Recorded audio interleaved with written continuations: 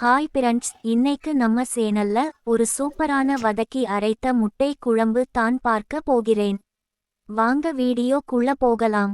மறக்காம நம்ம சேனலை சப்ஸ்கிரைப் பண்ணுங்க, லைக் பண்ணுங்க.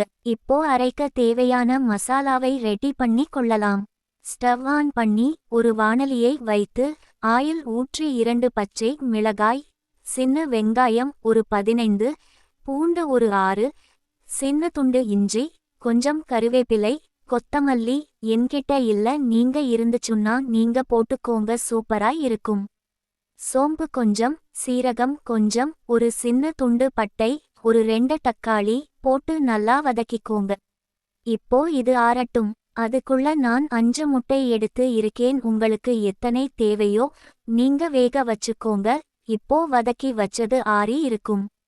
கொஞ்சம் தேங்காய் துருவி சேர்த்துக்கலாம். சேர்த்துட்டு மிக்ஸில போட்டு நல்லா அரைச்சிக்கலாம். இப்போ குழம்பு செய்ய ஒரு வாணலியை அடுப்பில் வச்சு ஆயில் ஊத்தி கடுகு, உளுந்து, வெந்தயம், கருவேப்பிலை, ஒரு பெரிய வெங்காயம் போட்டு நல்லா வதக்கிக்கலாம்.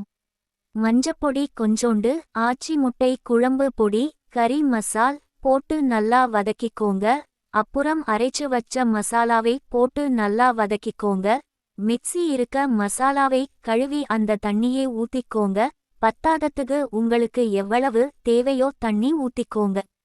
தேவையான அளவு உப்பு சேர்த்து நல்லா கொதிக்க விடுங்க. வேக வைத்த முட்டையை அதோட சேர்த்து நல்லா கொதித்து மசால் வாட போகவும் அடுப்பை அணைத்து சாப்பாடு ஊத்தி சாப்பிட்டு பாருங்க. அருமையான முட்டை குழம்பு ரெடி. எப்படி இருக்குன்னு ட்ரை பண்ணிட்டு சொல்லுங்க. அடுத்து ஒரு ரெசிபில சந்திக்கிறேன். டாடா பாய். நான் உங்க செலின்.